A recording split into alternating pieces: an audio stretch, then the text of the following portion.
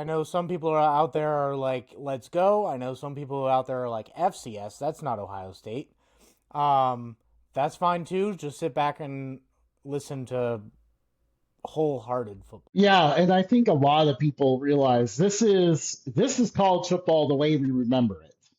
What it was like back in the day. Just like a lot of people really, especially like the national title game. I think a lot of people fell in love with that. Like that game, that game was the wildest, most incredible football game of the year. Really. Yeah, I mean, it didn't come across like FCS hasn't come across my radar too much this year, even though I did set out to watch more FCS this year.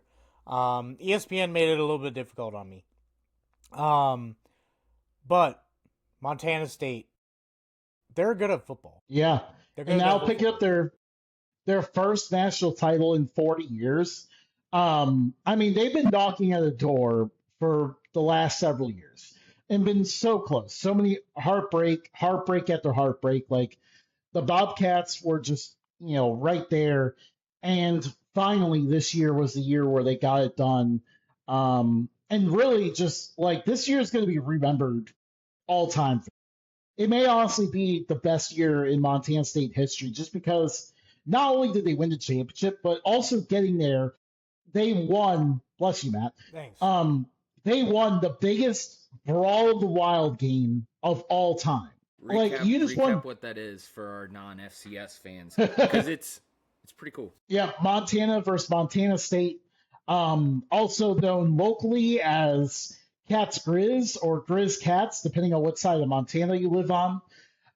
This is one of the most heated rivalries in college football.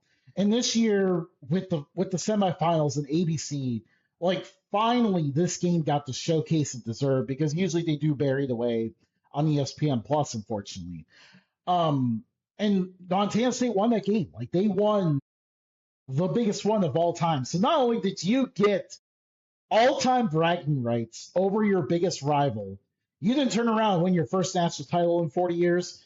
I mean, just a round of applause to the Bobcats because you guys had a fantastic year, and now they're up there. Like you got to talk about Montana State in a conversation with North Dakota State and South Dakota State as a team that you're worried about every year potentially winning the FCS title. And also shout out to the Big Sky Conference. This is their first title in a while. They've been knocking on the door, like trying to get past the Missouri Valley Conference, and finally this year, the Big Sky gets it done with that national title.